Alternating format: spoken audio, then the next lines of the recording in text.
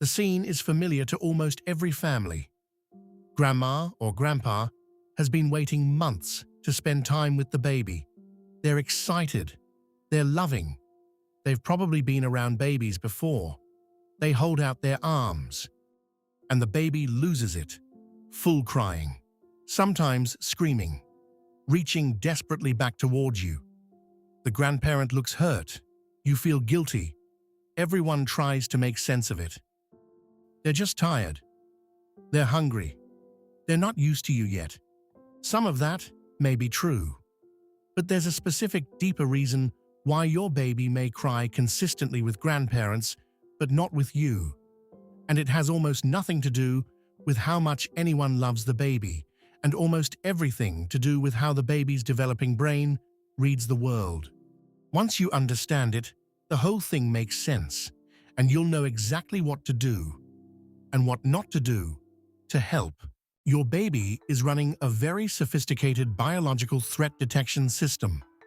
Your baby does not have language. They do not have the ability to reason about relationships or assess trust consciously. What they do have is a nervous system that is exquisitely calibrated to detect one specific thing: familiar versus unfamiliar. In the early months, the brain is building a core safety library. This library is populated by sensory signatures, the specific combination of voice, smell, heartbeat, movement pattern, and facial features that belong to the people in the baby's world. When the baby encounters someone in that library, the response is safe, known, proceed. When the baby encounters someone not in that library, the response is uncertain, unknown, alert. Grandparents who visit infrequently, even if they are deeply loving people, may simply not yet be in the library. They haven't accumulated enough sensory repetition to be encoded as known. To the baby's threat detection system, an infrequent visitor registers much more like a stranger than a family member. This isn't a rejection of love. It's a completely neutral read of available information. The brain doesn't know that this is grandma. It knows this smell is different. This voice pattern is different. This hold is different. This heartbeat is different. Proceed with caution. Not all grandparents produce the same reaction in the same baby. Understanding why helps everyone involved. Frequency of contact matters enormously. A grandparent who sees the baby twice a week has a chance to build an entry in the baby's safety library. A grandparent who lives across the country and visits twice a year is essentially a stranger to the baby's nervous system, regardless of the relationship's emotional reality. Sensory distinctiveness matters too. A, with a deep, resonant voice, a beard, strong cologne, and a different holding style, is presenting a significantly different sensory package from what the baby is used to. The degree of difference matters. The more different, the more alert the nervous system becomes. The emotional state of the grandparent matters. Babies read body language and physiological state with remarkable accuracy. A grandparent who is eager and slightly anxious, who really wants the baby to like them, may actually hold the baby differently than a calm, relaxed person. Slightly stiffer, slightly less fluid, slightly more tentative. The baby feels that. Anxiety in the holder is anxiety in the hold, and the timing matters. A baby who is tired, hungry, or already in a slightly elevated stress state is much more reactive to anything uncertain than a baby who is rested, fed, and calm. Why this pattern is actually a developmental achievement. Here's something that often gets lost in the awkwardness of the moment. The fact that your baby cries specifically with unfamiliar people and not with you means something important is working. Stranger anxiety, as we've discussed in other videos, is a developmental milestone. It requires several things to be in place. The baby must have developed object permanence, an understanding that familiar people exist even when absent. The brain must have built enough of a facial recognition system to meaningfully distinguish familiar from unfamiliar. The attachment system must have identified a primary safe person. A baby who cries with grandparents but not with parents has, by definition, done all three of these things.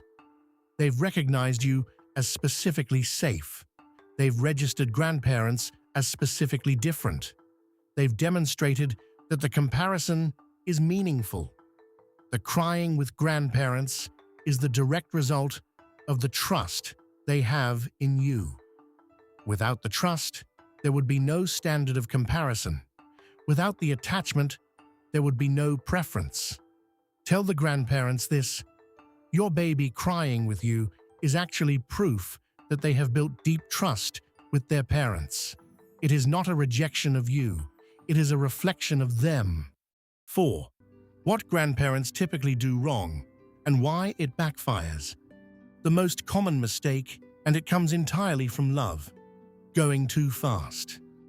Eager grandparents often lean in close immediately, speak with high-pitched, high-energy enthusiasm, reach out to hold the baby quickly, make lots of animated facial expressions, and try hard to make the baby smile and laugh. For a baby who is already uncertain about this unfamiliar person, this approach is counterproductive. High-energy, high-stimulation approach. More input to process from a source that isn't yet registered as safe, elevated nervous system activation, that heart more likely to cry. The baby isn't being ungrateful. They're responding appropriately to an overwhelming situation. The harder the grandparent tries, the louder, the closer, the more persistent, the more the baby's nervous system flags. Something is off here. This person isn't reading my signals. Something different is happening. Trust in unfamiliar relationships doesn't come from enthusiasm. It comes from predictability, calm, and the absence of pressure. 5. The approach that actually works, slowly and on the baby's terms. The advice that actually builds trust is unglamorous. It requires patience and, for many grandparents, a real shift in expectations. Let the baby observe first. When they arrive, have grandparents enter the room and settle at a comfortable distance, not looming over the baby, not immediately reaching for them, just present, visible, non-threatening. Let them be in your arms while grandparents interact with you. The baby can see and hear grandparents, can begin to associate their presence with the safe context of being held by you, without having to process them directly and simultaneously. Let grandparents offer a finger, a toy, an outstretched hand, not reaching for the whole baby, just offering something small that the baby can choose to engage with or not. An outstretched hand that the baby can touch if they choose is far less threatening than arms that reach to lift. Have grandparents speak softly and at a slightly slower pace. The excited, rapid speech pattern of an eager grandparent is genuinely harder for an infant to process than a calm, slow voice. Let the process take as long as it takes. Sometimes this is 30 minutes. Sometimes it's several visits. There's no shortcut. Familiarity is built through accumulated calm experience, not forced contact. And absolutely do not force or pressure the baby into the grandparent's arms when they're crying. Overriding the baby's expressed preference in a state of distress teaches the baby that their signals don't work and makes them less likely to relax around that person, not more. 6. What parents can do to help.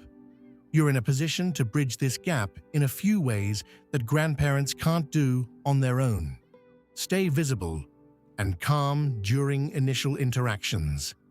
Your presence in the room, while grandparents begin to build their presence, provides the baby with their regulation anchor while the new relationship gets established.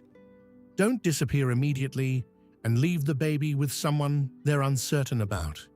Narrate for the baby. This is Grandma. We love Grandma. She's someone safe.